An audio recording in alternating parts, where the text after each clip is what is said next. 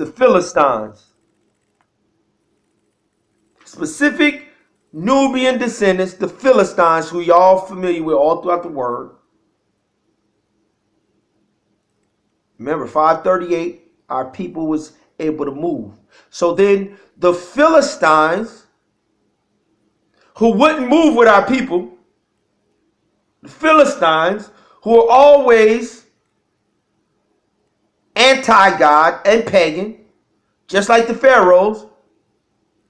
But now that there's no dominant presence there,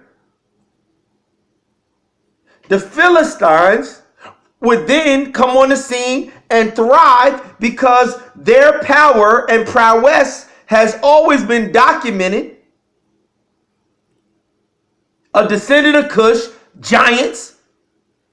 Who else would thrive when our people migrate to different lands? Who else would thrive but the Philistines? And when Emperor Constantine came with his paganism and was looking for partners to partner up with, even when he baptized his paganism in Christianity in 300 AD, who else will have a beef with Israel?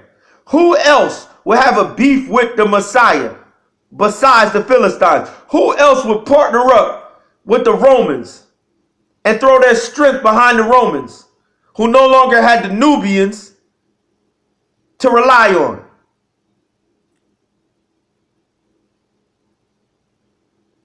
And that period, from 520, when our people exit, to 1020, is when these Philistines came up into Europe and taught the Europeans the mystery religions of Babylon and Egypt, mixed with the Roman fake Christianity. And they created a new priesthood called Mithraism. It's documented. They went from Zoroastrianism. Zoroaster was their Messiah.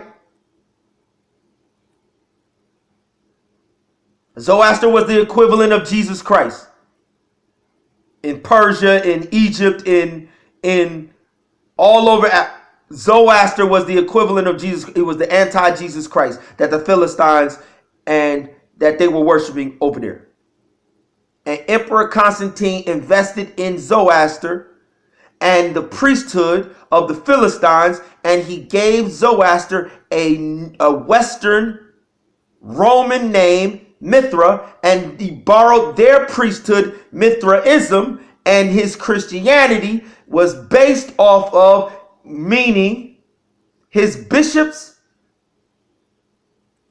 his popes, his prophets, his knights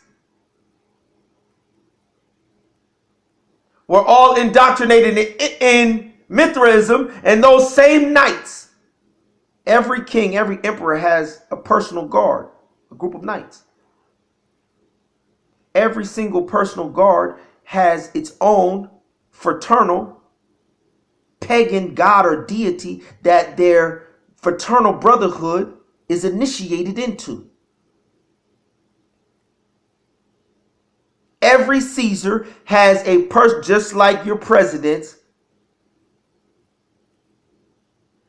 have personal guards all their life. Even after they presidents, they got personal security. Every Caesar has his own personal knights, and they are bound by oaths in brotherhoods, in fraternal brotherhoods, which are priesthoods, to deities that the Caesar worships. And those same brotherhoods trained these so-called prophets, these so-called Eastern religions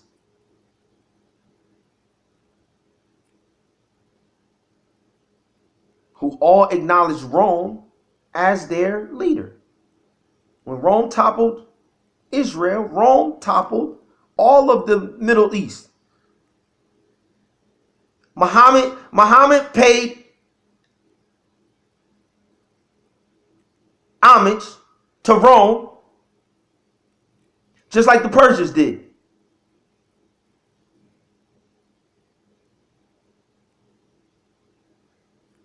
Just like the Philistines did. Every nation out there paid homage to Rome, to Caesar.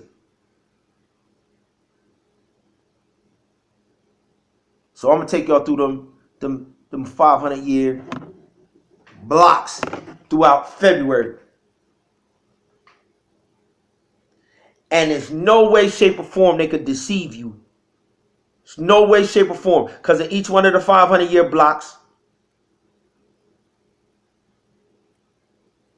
you see the paganism that they wrapped and baptized. You could see everywhere they spread the Mithraism that Constantine created with the Persians and the Philistines, and then brought back up into Egypt. Brought back up into Europe as Christianity, as Catholicism. You could trace it. Then you could trace the splinter of Catholicism into so-called Protestantism. And totally separate, right here in this nation, in all of these time periods, we can show you where God had his people still attached to his covenant, separate from that. Because he said, I'll send my bride into a place prepared for her outside of the reach of the dragon. So, to be not deceived, you must prophesy again. The remnant. You can find them from 1520 to 2020. You can find them from 1020 to 1520. You can find them from 520 to 1020.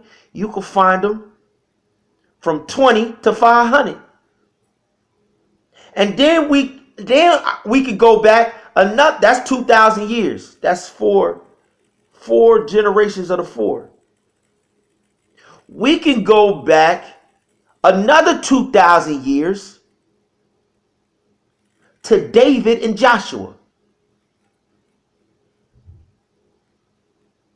Outside of the paganism, Babylon, Israel, outside of that.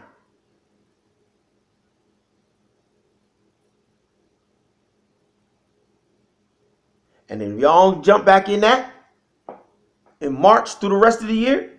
So yeah.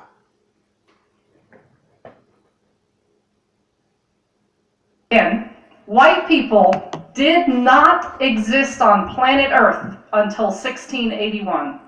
Number two, any claim that this group called white people, any claim that that group is rooted in biology or derived from genes or biology or is innate or is from nature is a lie. Third and final point.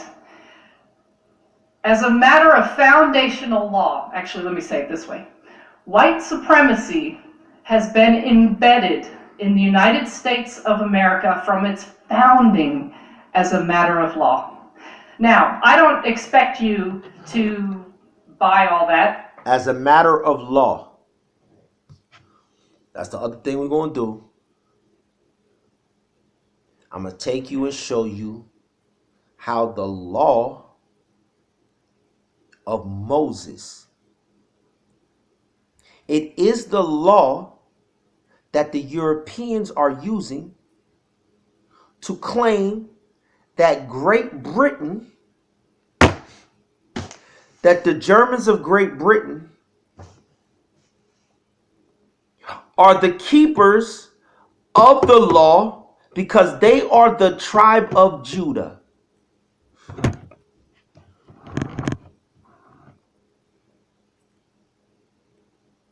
And then I'm going to show you that they got that from Catholicism, because Catholicism outsourced all banking, all finance, all legal matters to the enslaved Hebrews, the enslaved fake Hebrews. Remember, God crushed. He allowed Rome to crush the city in 70 AD because they said we serve no God but Caesar. God took his spirit from Jerusalem just like he took his spirit from Saul. God took his covenant from Jerusalem and the fake Hebrews just like he did from Saul in 70 AD. He washed them from being his covenant people. The call of Abraham had a start and an end date.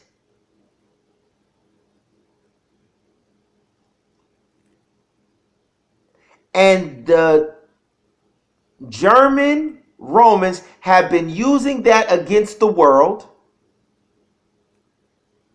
And they've been having, because the fake Hebrews knew the law, so they had the fake Hebrews apply the law of Moses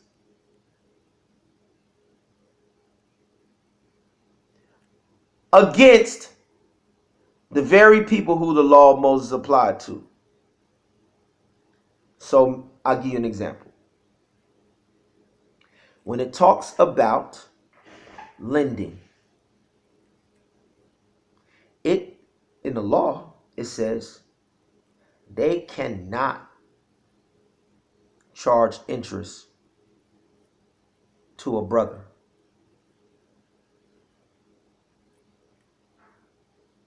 So then Rome had them anoint the Germans as the tribe of Judah. So yeah, they call themselves Hebrews to this very day. I'll show it to you. And then the reason that Rome colonizes and enslaves everybody and they charge interest on everybody in the banking and financial system is because they're having the fake Hebrews apply their laws of Moses, and the loophole is these people around the world aren't our brothers. So we can charge them interest. And the laws that they've written in the Magna Carta and all of that, all of these laws are based off of the law of Moses. I'll lie to you not. I'm going to show it to you. But the crazy thing is, these are the Gentiles who God said Jerusalem will be trampled on by the Gentiles until the time of the Gentiles is fulfilled.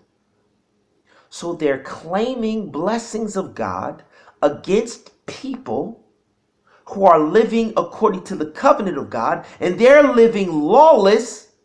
And the way to flip it on them is to return to your covenant and then stand on the covenant and cause God to rain down judgment on the imposters. Game over for Britain, for Rome, for the United Nations, for DC.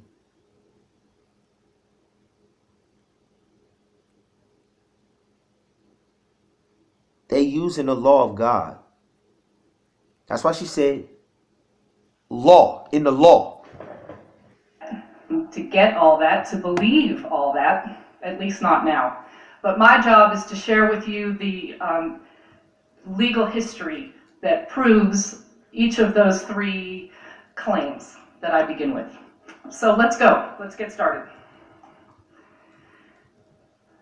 We have to begin this conversation in colonial North America, specifically in the colonies, the British colonies of Maryland and Virginia. Both were British colonies and both shared a number of particular characteristics.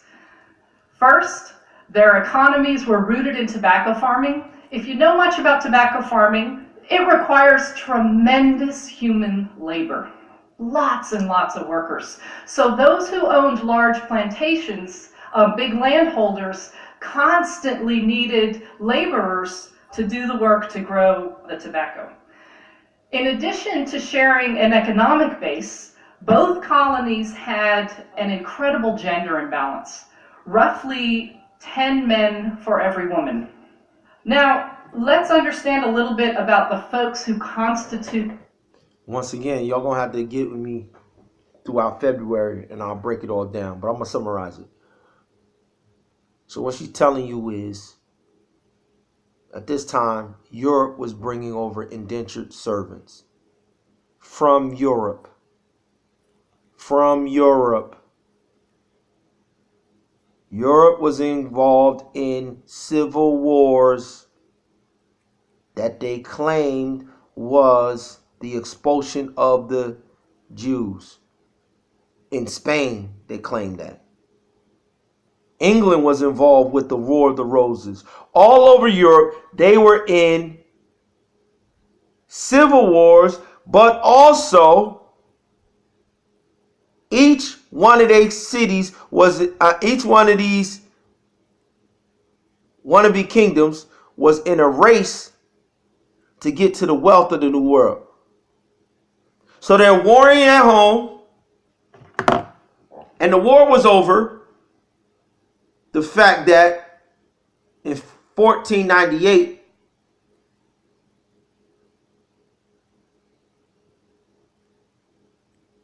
the Philistine descendants of Ham, that they were calling blackamoors at this time, had signed an agreement through Portugal with Pope Alexander VI, Rodrigo Borgia, to go and colonize Africa for Rome. It was for Rome. Rome was going to get the prop. That's why it was a treaty with Rome.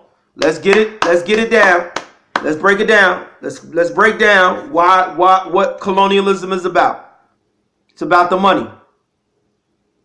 Rome signed a treaty with Spain and Portugal for the profits of colonialism. This is the part that they never tell you in their story of history. They never talk to you about. They just, oh, colonialism happened. It was, listen, Rome decided. We've learned enough from you guys. For your service, you guys go and manage colonialism on the continent of Africa for us. So then the Europeans who could not rule in Europe, but now that the people of color, the blackamoors, were going down into Africa, the power of Europe, now the fair skin and the mulattoes, the rainbow of weaker people, now we're trying to fight for the nobility, for the castles, for the lands that were being vacated by the blackamoors because they were going down in mass down into Africa. So now you got families in England. They want to take the role in England that the blackamoors had. In France, they want to take the same position that the blackamoors had. Not to mention that for 800 years, they have been intermingling and having children and all of this. So you have people of color and you got fair-skinned people. And Rome also made a decision. This is why they gave Spain. Rome made a decision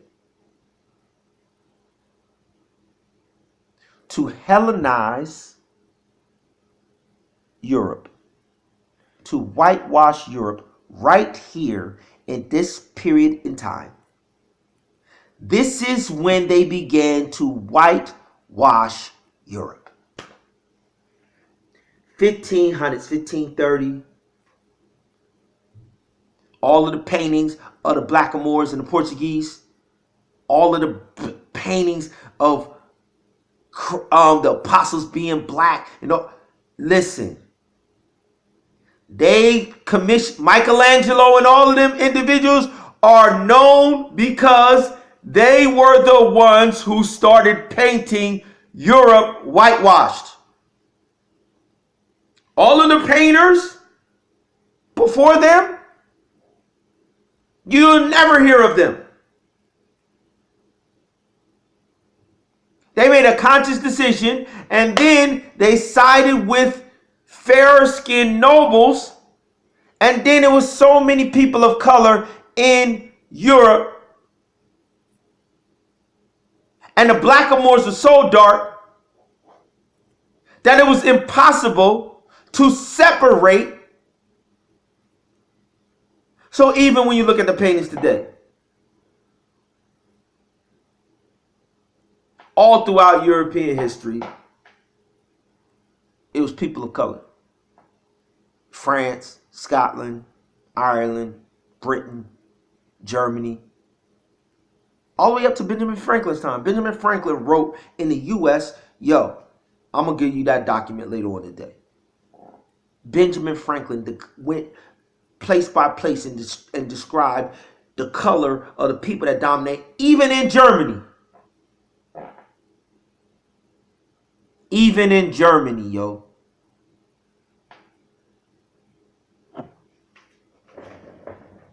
So, that video is powerful.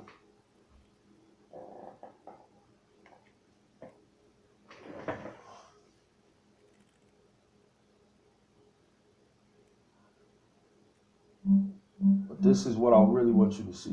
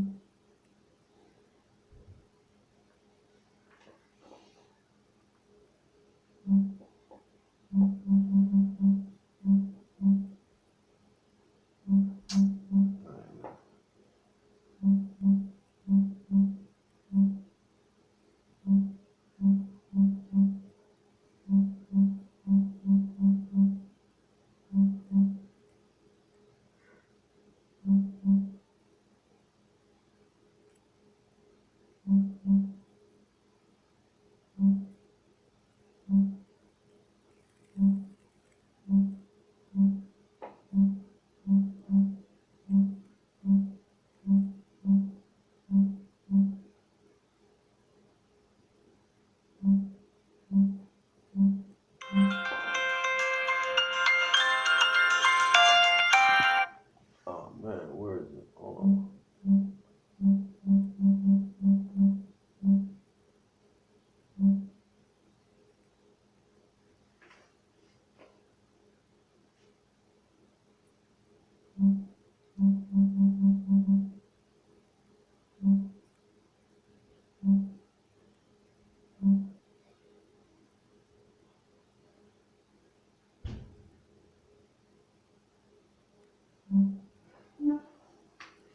To the sun gods.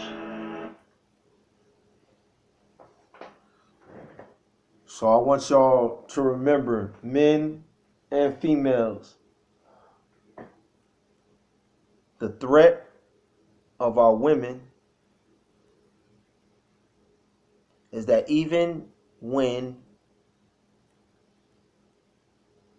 they go outside of the covenant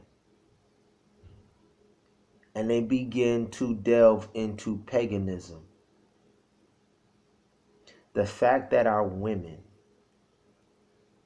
can still have children and procreate in the image of the Most High God,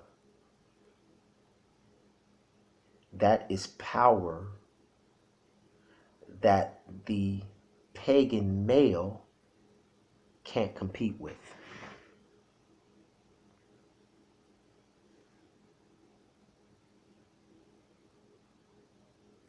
That is that reminder of the true birthright. The way God reminds his children is through the fruit. So the women,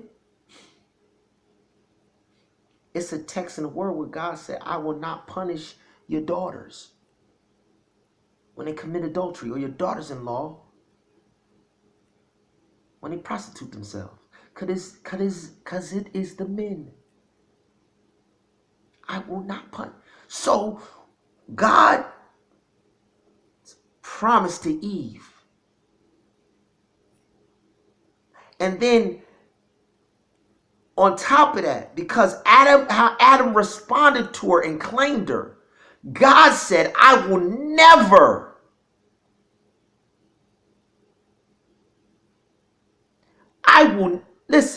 I will not punish them, because these men have created a system of idolatry, and then they lock the women and the children in place through laws as chattel slaves.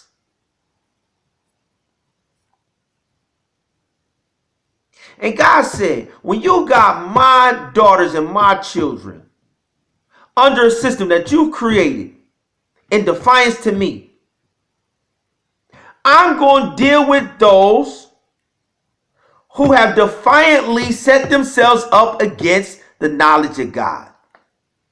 You men. So what does that say to us? All we got to do is put his system back in place. Because these idolatrous men, these pagan idolatrous men, the Philistines, the Babylonians, the Romans and the Greeks, they gonna worship the counterfeit fallen spirits regardless. And then they're gonna try and fake and masquerade as angels of light. They try and tell people, just be good people. Just live. They really keep telling our people that you could serve two masters.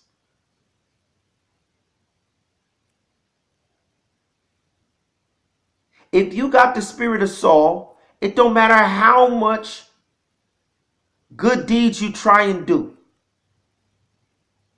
You got the spirit of Saul. And when God gives you his spirit, you are his and you're going to produce his fruit.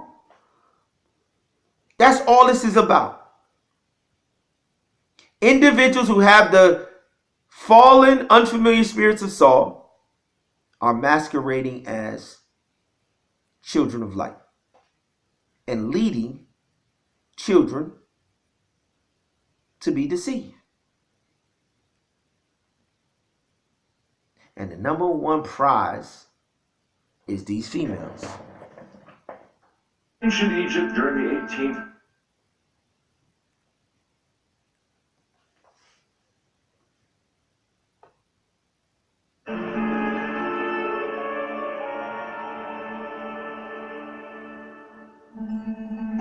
Who was Hatshepsut? She's been called the first great woman in history. She might also be called history's first great woman of mystery. Now, how could she be the first great woman in history and Semiramis came before her? They're going to do Hatshepsut dirty because she poses the same threat that Semiramis posed. And the men of Egypt saw that they were going to lose the power and the prosperity of Egypt to Hatshepsut. And she had the power to cause the people to worship the Antichrist because she could give birth to the son. And none of them couldn't. And in pagan worship, everything is about money. If the male priesthood is on top, then they get all of the money. All of the people come and worship at their temples. They bring their offerings. They worship them. If the female priesthood, so in Egypt, they made sure, yo, ain't going to be no female priesthood here. You got to become a male. If you're going to rule, you're going to join our brotherhood so the money keep flowing. And she still was so much of a threat that even though she was willing to become a male, they still killed her. Why? Because she could have a child.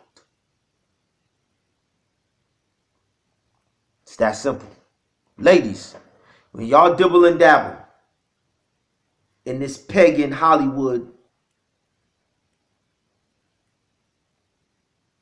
that's number one why women have to become married to women. That's why that is promoted. Because the priesthood, the male priesthood, is and has always been a sodomite one. And a woman that has to become a man to be accepted into their priesthood means that women, you got to be in love with women. That's what men do. Their priesthood, Hatshepsut, is the ever-present reminder that if you're going to play in this sun god worship, we done put the laws in place that you got to play by our rules. You got to become a male. We don't even acknowledge the females no more. After what Semiramis did and how long Semiramis reigned, and Semiramis' priesthood ruled, these men put together the Hammurabi Code in Babylon, the Egyptian codes in Egypt, and from that day forth, men have subjugated women. And y'all let them abuse all of society with some trash that they doing to appease their pagan sodomite priests.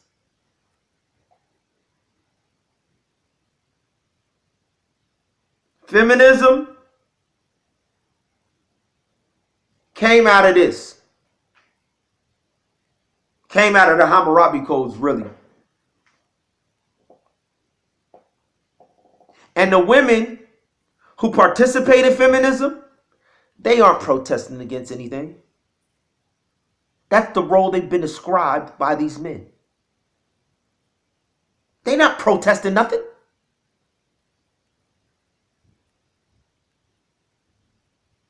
As long as they love women, that's their job. That's their role. Stop having them babies. Y'all can talk what y'all want about, whatever. Be with them women. Stop having them babies. That's your job. That's the threat to our reign. The potential of reminding that you have a birthright covenant. So much effort was made to erase her name from the annals of Egyptian history after her death that tracing her life of 3,000 years ago has become a great detective story. One where modern archaeology and history meet.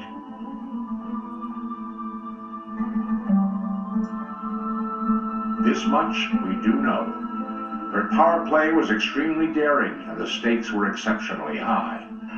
Ancient Egypt during the 18th dynasty was at its absolute zenith. influence stretched all the way to Babylon.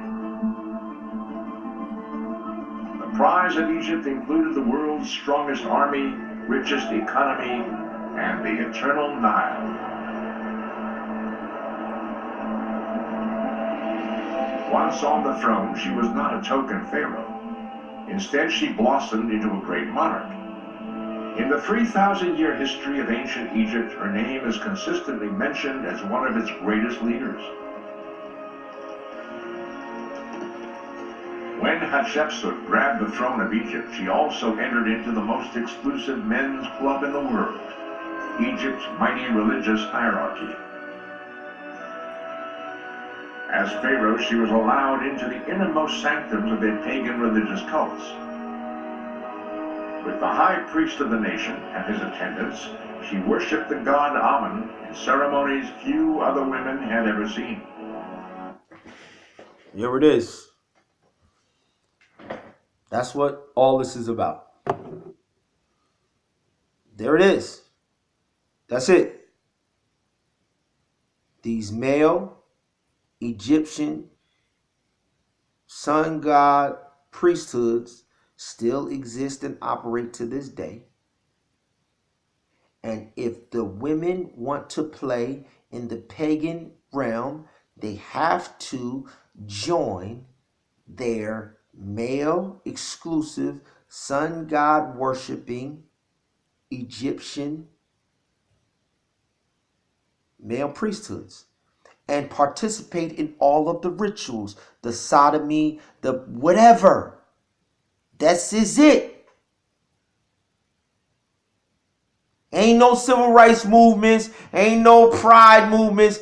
This is the pagan Egyptian priesthoods operating in open under the guise of Christianity, because they have the King James Version on the altar in all of their shrines where they go and they worship, where they go and initiate.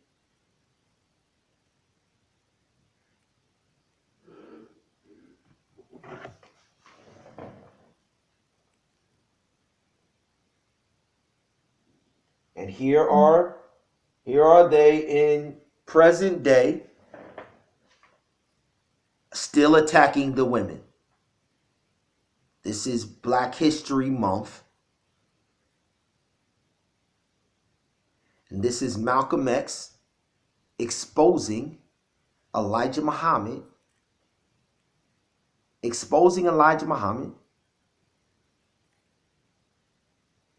for engaging in these same practices still to this day.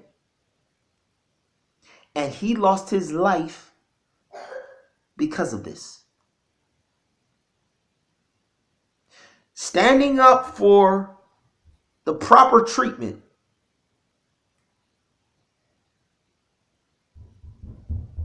of the carrier of the birthright. And they assassinated him for it. Y'all want Black history? These are the black men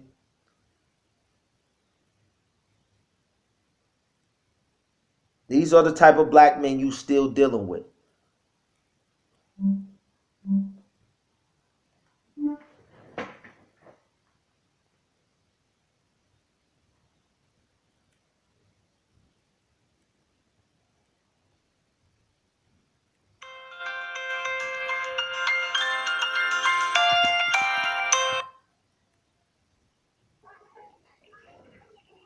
What's up, man? Happy birthday. Your pop's birthday? My brother's birthday. Oh, okay. I got you. All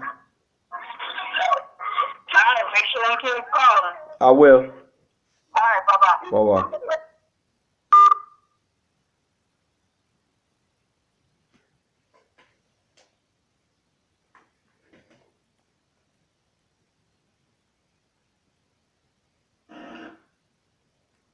Elijah Muhammad had become blindly jealous of you and the personal following you had gathered. I said the first part, but the last part, I didn't say that Elijah Muhammad himself had become blindly jealous. I mentioned that it was his family and the officials in Chicago. Everything that I said always was designed to protect Mr. Muhammad himself, primarily because the image that he had created was the image that enabled his followers to remain strong in faith and things of that sort. And I didn't want to see any adverse effect or negative result develop in the faith of all of his followers.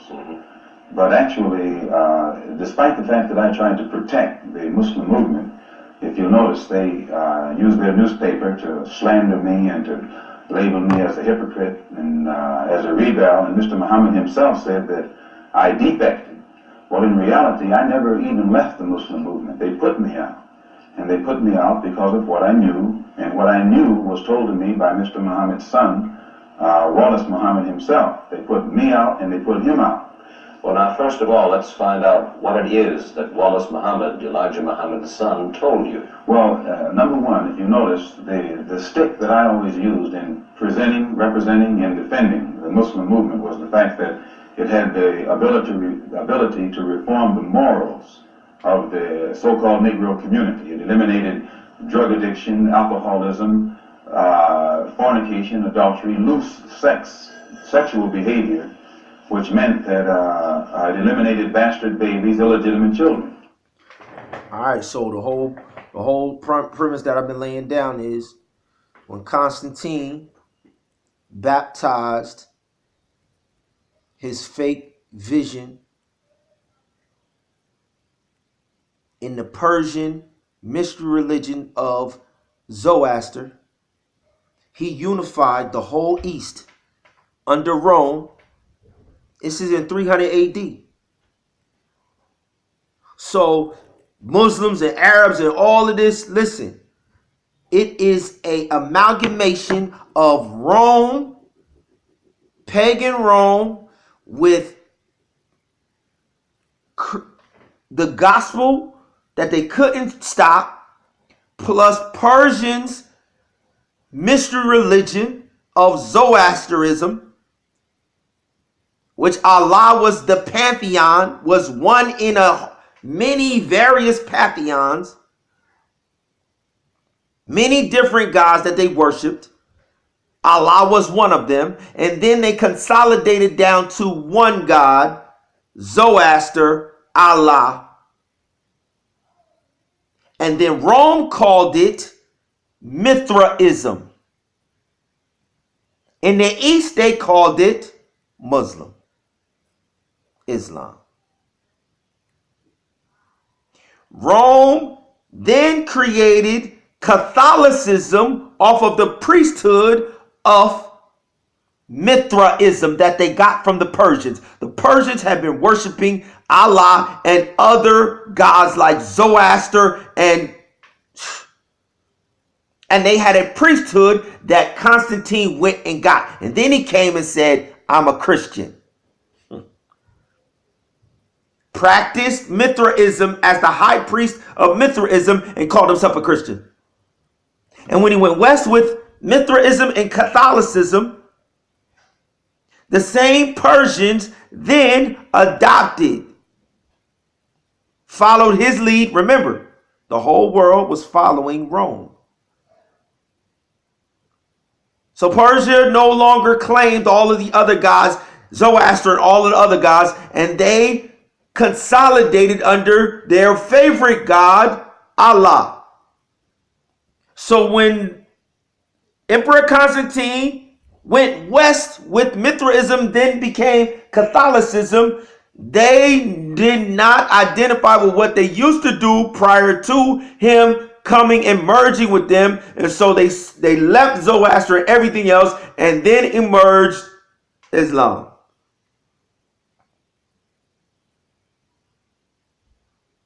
But when you are Malcolm X in a prison, locked up for doing drugs, robbery, blah, blah, blah, blah, blah, blah, and then someone comes and they stand and they appear, having the form of godliness but deny the power thereof. They appear to be carrying about and presenting a message of transformation.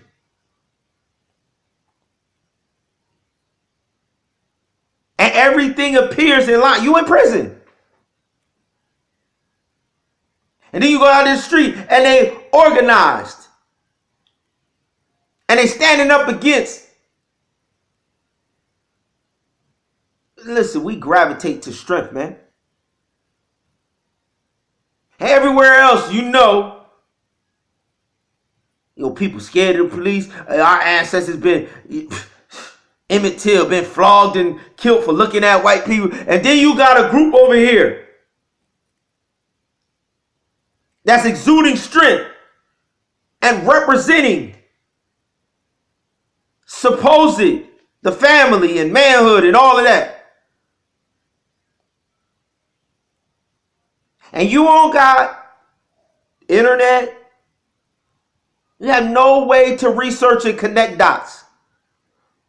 You have no knowledge outside of what you see in front of you.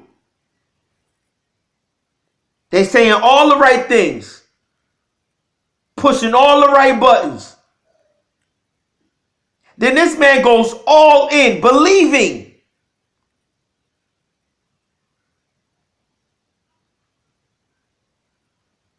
that everything that they told me is what it is.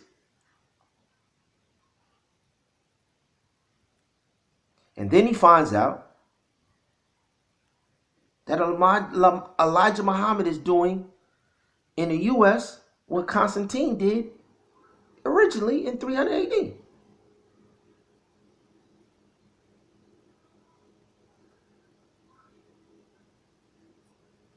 He realizes that Elijah Muhammad is doing in the U.S. what Herod, the king of Judah, the king of Jerusalem, was doing in Christ's day. Herod was a Hebrew, the king of the Hebrews, a descendant of David. Who else was supposed to have the blueprint for reform, for transformation than Herod? But because Herod worshipped the same way that the Greeks and Romans did, Herod, even though his lineage was Hebrew, he had a whole priesthood called the Herodians. Pagan, sun god worshiping. That is why he was the chosen one who Rome dealt with. You got the lineage to be able to go in and out of the temple with the Sanhedrin. Because you're of the line of David, the Sanhedrin will accept you. Because the Sanhedrin want to be pagans with us too. So this is Malcolm X finding out that Elijah Muhammad and Emperor Constantine with his baptism into Christianity, and Herod, the Hebrew son of David on the throne of Jerusalem, was all identical. But the crazy thing is, our people in our community still don't realize this ain't exclusive to Islam. These Protestant Christians got just as many individuals masquerading in Protestant Christianity the same way the Emperor Constantine masqueraded, all while serving Jupiter and every single pagan god he could serve. Still to this day. But the difference between Malcolm X and our people in our community is when Malcolm X realized that they told me something and was living something different. And when I bought into, I've been living. This is the difference between Malcolm X and the people in our community. And the Black History Month icons that they shove down your throat. This is the difference. When Malcolm X left the streets, Malcolm wasn't playing. And then when Malcolm found out that Elijah Muhammad and Farrakhan and the Horde had no intentions.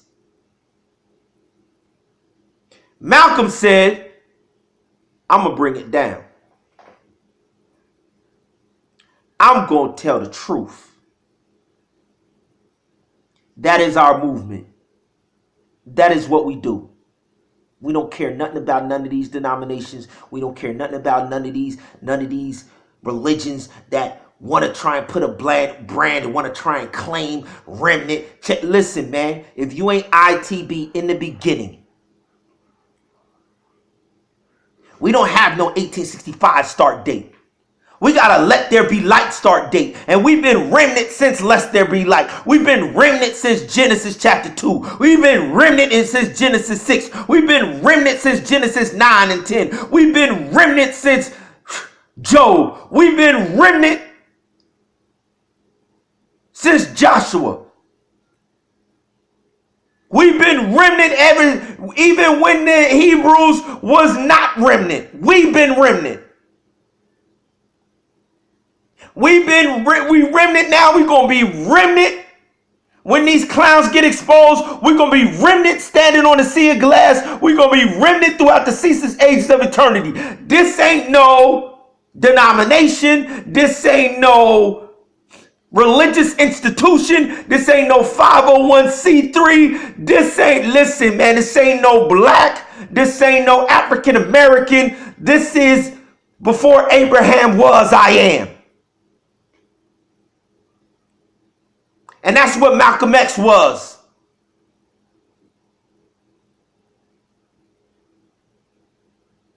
And when he found out that there was a fraud, he exposed them. Well, as long as I knew that this was what it represented and it gave me a strong stick, I could represent it and defend it. But we had a law which was that whenever any Muslim became involved in any kind of sexual relationship with someone to whom they weren't married, that person would be brought before the Muslim community, humiliated, and then isolated from 1 to 5 years. This was our law. Well, in 1954, a teenage sister left Detroit and became one of Mr. Muhammad's personal secretaries. And there in the Chicago office, she became pregnant. We had a law, right? We had a law. But when you're lawless, the law is not for you. The law is to have a form of godliness, but deny the power thereof. This is what Black History Month is. This is what the Blackamoors are. This is... And all this month, every day, I'm going to methodically go from figure to figure, from fake, fraudulent Black history proponent. And I'm going to show you the attack on the family, on marriage, on the covenant. I'm going to show you these last day Judases who have taken 30 pieces of silver to be crabs in the bucket to make sure you never ascend. See, the dopest thing about the Messiah, the dopest thing about the King, the dopest thing about him is the transfiguration. The dopest thing about the whole process is the transfiguration. And he did not have to do it. The reason he transfigured in front of them, the reason he transfigured before he went up in the clouds is to show them, I became a lowlife. I put on infirmity. I went all in. Had no advantage. Just to prove that everything I did, you could do. Every move I made, you could make. And I'm transfiguring before your eyes and becoming dazzling to let you know that this is what you should do. If you accept anything else besides a transfiguration, dazzling, you wasting your time and you ain't mine. And you better go tell the world. Paul was not there at the transfiguration. But Paul is the one who said, we do not know. He said we do not know what he is because he wasn't there during the transfiguration. He ain't see it. He said, but we know that when we see him, we shall be as he is. We gonna transfigure too. I wasn't there. We don't know. They seen it. They burned them. They hung them. They crucified them because they saw it. They boiled them because they saw it. But they couldn't erase the history. We got the message. Pregnant after being there for a year, and she was brought before the Muslim community and humiliated and isolated. And a year later, another secretary, this time one from Lansing, Michigan, came to Chicago. She also became pregnant. She was brought before the community and humiliated and isolated. And because the other person was never brought forth during this court session, it was concluded by all of Mr. Muhammad's followers that it was a non-Muslim who was the other party. Well, we grew so rapidly until that in 1957 or 58, the secretarial staff was expanded to, I think, 8 teenage sisters. In 1959, 6 of them disappeared. 2 of them reappeared in Philadelphia about 2 or 3 months later, and they were all right. The other 4 reappeared in 1960. All 4 of them had babies. All 4 of them had become involved with someone and become pregnant and had these children. So it was, from what I now know, when the 4 of them got back to Chicago and began to compare notes, they found that the same man had told all of them the same story and had made all of them pregnant. That the same man was the father of all 4 of their children and had also been the father of the children brought forth by the 2 secretaries who preceded them. So this story was kept among these sisters until 1962. 2 of them rebelled against the person who was responsible and began to tell the story all over the city of Chicago. It caused many of the Muslims in the Chicago mosque to leave and go back out in the street. They knew it, and I knew nothing about it until 1963 when Mr. Muhammad's son, who had been in prison, came out, and he had been a minister, and he was very religious and spiritual. And when he began to hear these rumors around Chicago, he went to one of the sisters, and the sister admitted to him that the rumor was true. And it was he who first told me about it. And when he told me about it, I wrote to Mr. Muhammad and told him about it, and he admitted that he had a knowledge of it, and that he'd given me a religious explanation that would fit into prophecy and all of that. So I was quiet. And it wasn't until October of 1963 that it came up again. And when it came up again, I realized that the same person who had made these other sisters pregnant was still busy doing the same thing. He hadn't stopped. 2 of the sisters had 2 children by the same man. And one of those 2 sisters was pregnant still, getting ready to have a 3rd child by the same man. So when it was known among the Chicago officials that I had a knowledge of this, they became very fearful of me. They became very antagonistic toward me, and they had to do something to diminish the authority that I had, for fear that if this became public knowledge, the followers would leave the Muslim movement and follow me. And it was at that time that they used the statement that I made against President Kennedy as a pretext to cut my authority, and some other things happened that finally produced the split, or forced the split. And when I made the split, the only reason that I didn't make this public knowledge was I knew the implications, and I felt that if the Muslims who were in the Nation of Islam knew it, that which enabled them to be so strongly religious and exercise moral discipline would be shattered, and it would cause all of them to go right back and start doing the things that they had been doing previously.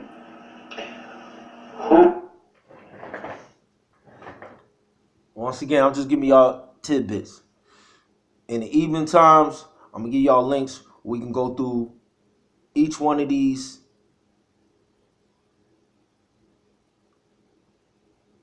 fraudulent movements that has diverted our people. And then we could go through the process of rebuilding, taking our people through the rehab.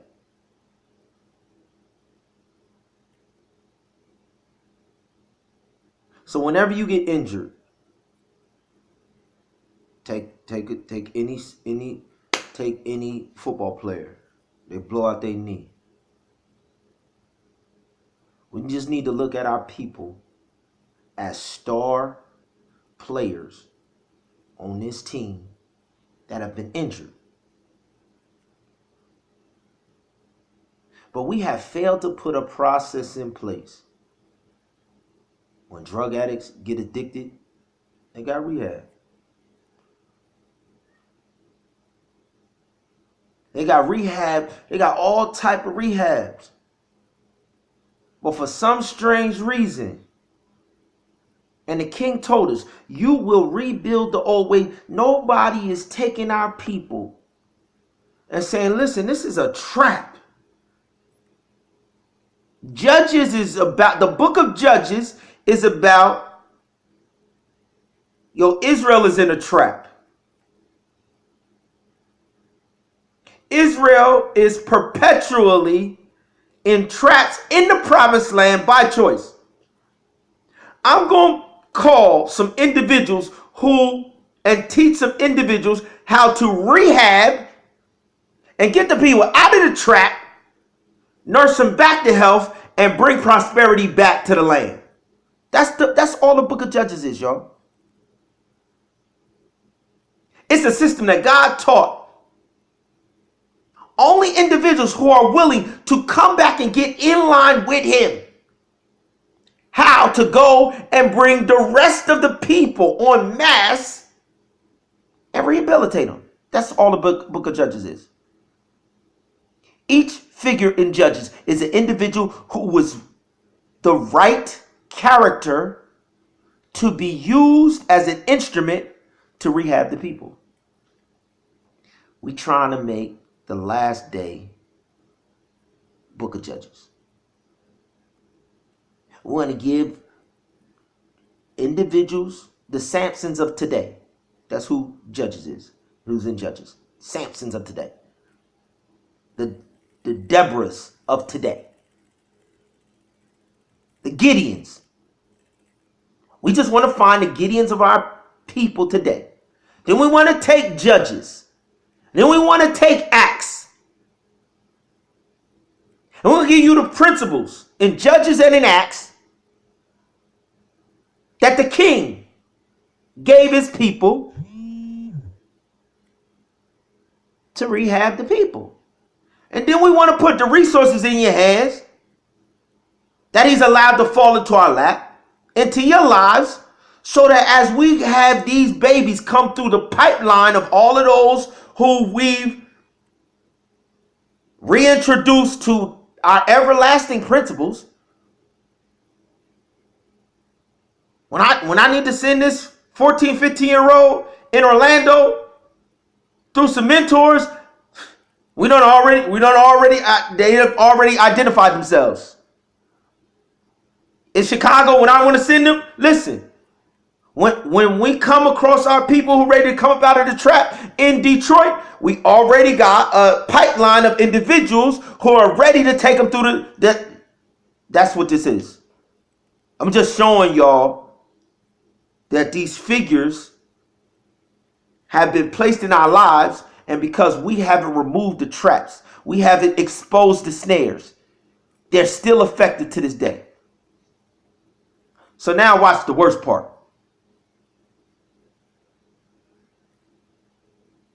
This man is exposing.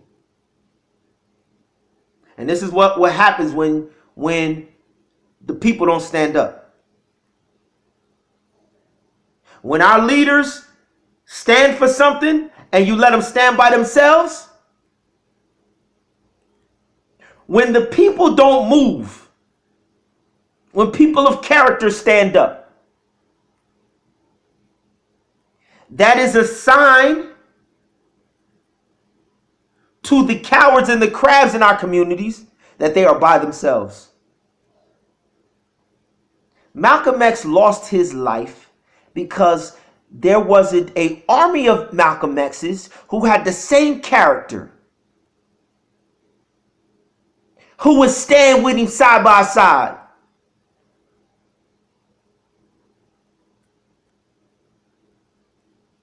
Martin Luther King lost his life for the same reason.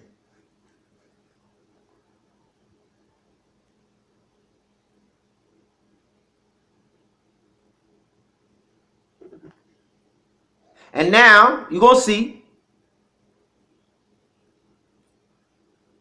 So they conspired. Y'all know the story. They killed him dead. We got the videos. If y'all tap back in with me this month, I'm gonna take you through the whole scenario of Malcolm X. I'm gonna take you through Martin Luther King. I'm gonna take you through them to show y'all who it benefited from them being removed out of the way, and how they're still to this day spewing the snares and the lies, deceiving our people. This is Black History Month. This is who the blacks are. And when you identify with being black, this is what you're identifying with.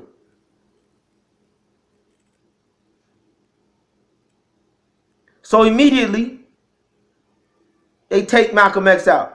For this and another video. I'm not going to show the other one right now. Farrakhan comes out. Immediately. And does a speech after they assassinate Malcolm. And say, well, what do you expect? When you speak against the prophet, that's what you get. Immediately. He ain't deflect, he ain't nothing. Immediately.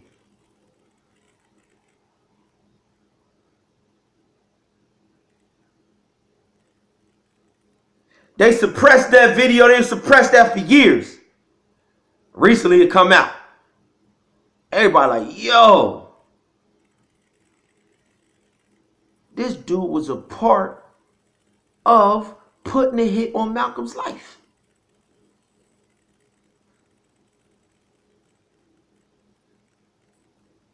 And now in the video that I'm about to show you, he's sitting down with Malcolm X's daughter.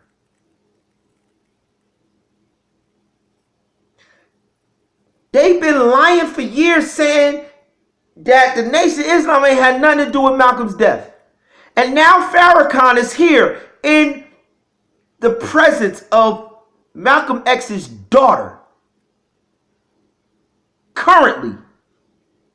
Trying to explain. How do you explain? My pop stood up for some women that y'all was abusing.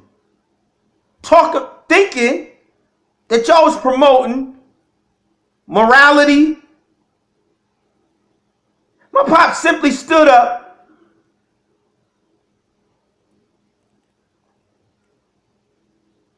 and challenged the abuse of women.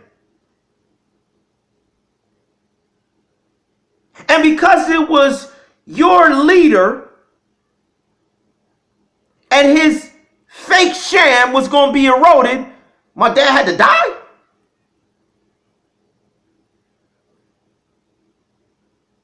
This is the same individual who led a million-man march twice. And people from our community, still to this day, look to this man. We talk about Black history.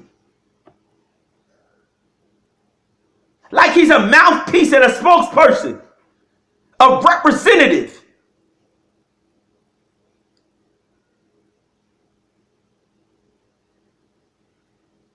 By their fruits ye shall know them.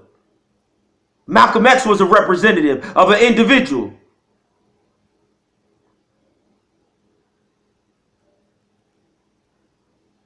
who wanted his life to change. He just thought Islam was the method to do it. That is everlasting gospel. The King of Kings says, I have sheep of many fold. They know me and I know them. They hear my voice and they will come out and find green pastures. That is what John chapter 10 is talking about.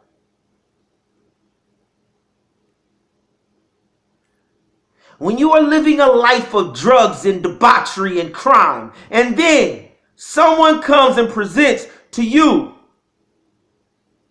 to improve your character and your spiritual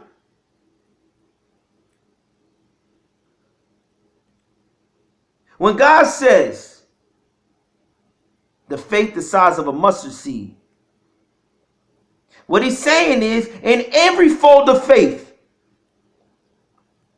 a mustard seed of my spirit can be found. And if anybody attaches their transformation, if anybody seeks their faith in their heart into my call in their life, to whom, no, he that knoweth to do good and doth not do it, to him it is sin. So when Malcolm saw Cass was saying something and doing something different, he called them on it. That's what's called righteousness, yo.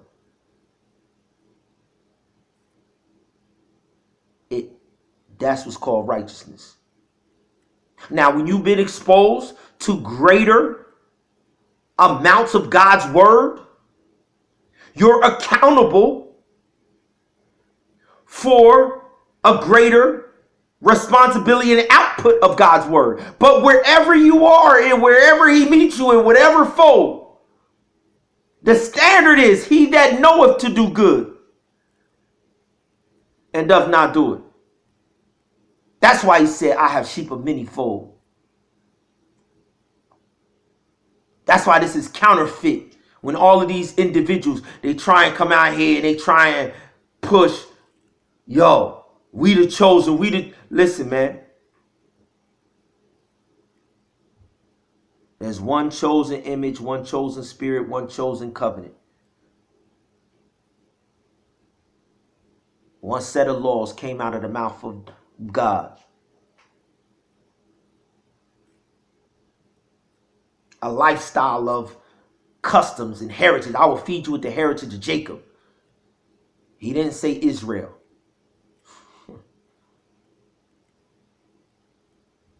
He could have said Israel. I will feed you with the heritage of Israel, thy father. Nah, he said, I will feed you with the heritage of Jacob.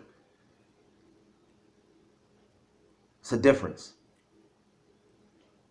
Heritage, though, is the word. An everlasting heritage. Everlasting customs.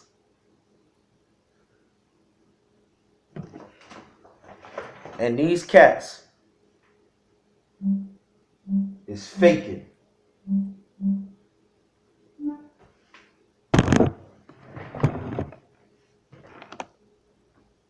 Cause the law. Who killed Malcolm X? 3 black Muslims, members of the Nation of Islam, were convicted. But the current leader of the Nation of Islam, Louis Farrakhan, now acknowledges that words he spoke may have triggered the assassination. As I may have been complicit in words that I spoke, I acknowledge that and regret that any word that I have said caused the loss of life of a human being. Malcolm X was murdered 35 years ago in 1965. Today, the black revolutionary, once feared and misunderstood, enjoys the popularity and respect reserved for leaders like Martin Luther King Jr. The autobiography of Malcolm X was named by Time magazine as one of the 10 most important nonfiction books of the last century. And Denzel Washington was nominated for an Academy Award for his portrayal of Malcolm in Spike Lee's film. Who killed Malcolm X? 3 black Muslims, members of the Nation of Islam. Across from him. I didn't know if my heart could handle it. Didn't know if she could sit with a man she still holds responsible for her father's death. Confronting Minister Farrakhan would not be easy, and for strength, she told us, she summoned the memory of her parents. Before I came here, I prayed and included my parents. They had to walk with me to the airport. They had to get me out of that hotel and into the property here. You see, Adela Shabazz was there in the Audubon Ballroom in 1965 in New York to watch her father make a speech. She was there with her 2 younger sisters and her pregnant mother. And Adela, only 6 years old, watched as gunmen killed her father. Here's how her late mother, Betty Shabazz, described the murder. I heard shots, and I saw people crawling on the floor. And so I got down too. Then when I was looking out, and I saw someone look in amazement to the front, I knew they had shot my husband. And my children were crying, you know, what's going on, are they going to shoot us? I'm a child with a forever memory of the most significant man in my life standing at a podium and falling backwards. That's forever. Miss Shabazz. Yo, how many children, how many women, how many families have had these same black men, women, organizations, fraternal brotherhoods? How many of our families have had these individuals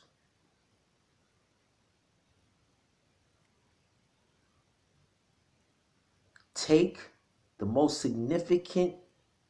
Understand, we live under a system that has been targeting the male in the home systematically for hundreds of years, with black support and participation.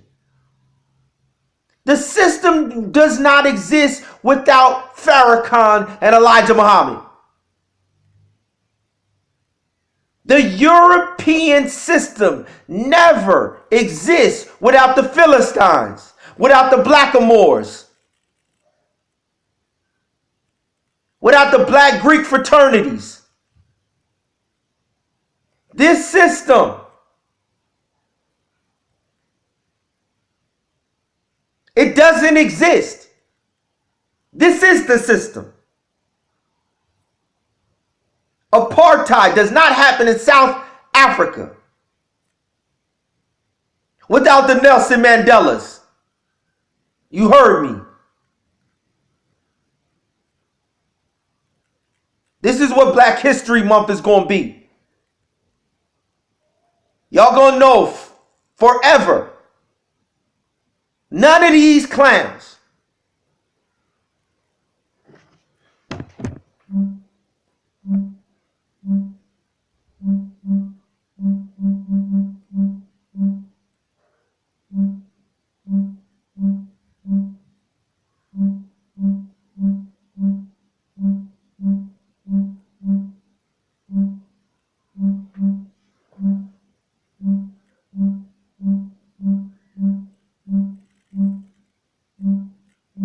It's the last thing I'm going to leave you with today.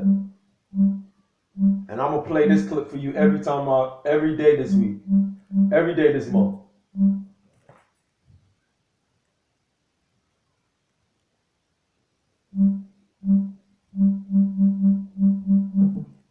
Apartheid is alive and well.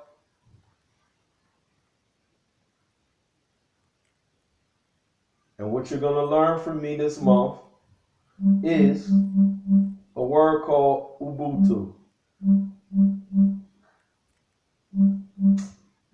Where you at, Mandela? Where you at, Mandela?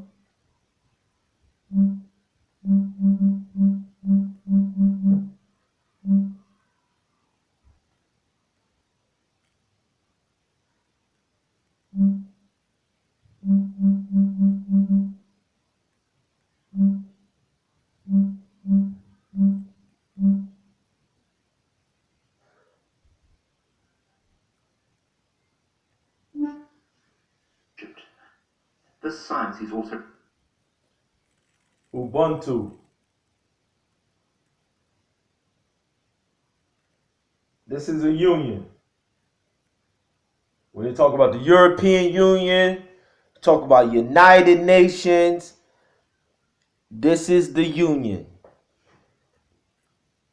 This is apartheid. This is fascism. This is it. This is alive and well. This is it. This is how they doing it. This is your Black History Month. This is European history. This is American history.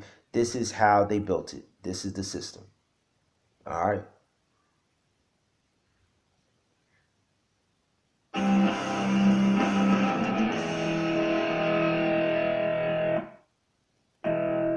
You see the picture? You see that picture?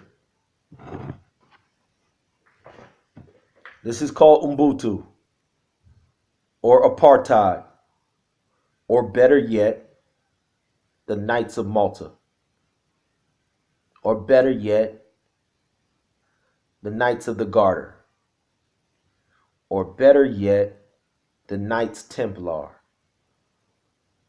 This is the highest order of German knights. This is Caesar's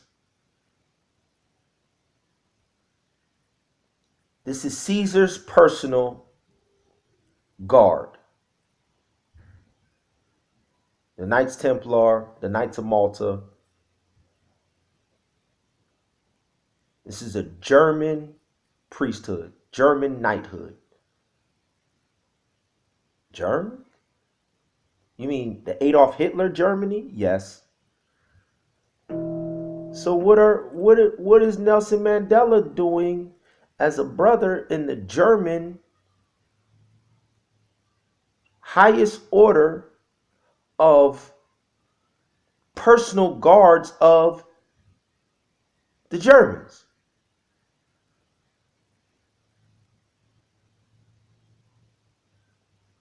Because this is the Blackamoors who went into Europe and built Europe for the Europeans. This is the Philistines and the Persians who Emperor Constantine went over to in the land of Persia. This is Adolf Hitler and the Germans. This is the British invasion of the U.S. with the same Blackamoors that sailed the ships for him, with the same Blackamoors that fought with him and recruited the Indians who helped track and take over the land. This is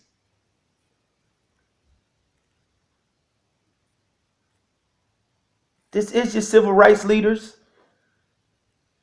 This is your NAACP.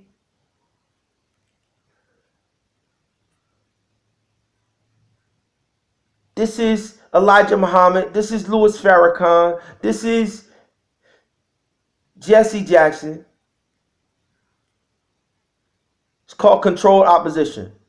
So they let the German go over there and act like the conservative right-wing Republican, and then they come over here and they join the Democratic Party and they act like your Democratic civil rights leader.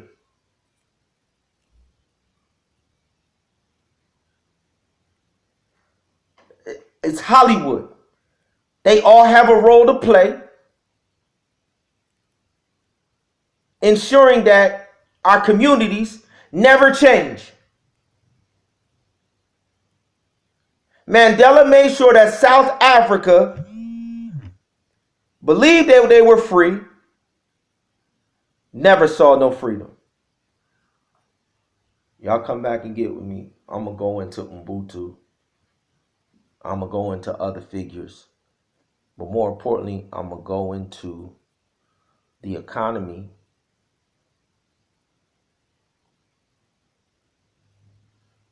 that we have access to not have America be the land of the free. The whole world. He told us to replenish the earth and subdue it. We call it the layer cycle. Recycling divinity. Upcycling fallen humanity. This inhumane society has to be upcycled. And we need to recycle the original divinity that he gave us in his image. It's called the layer cycle. It is the Father's business. There is an economy attached to it. There is a purpose for it. He's made investments in it. We've tapped back into it. But unless the people stand up and claim it,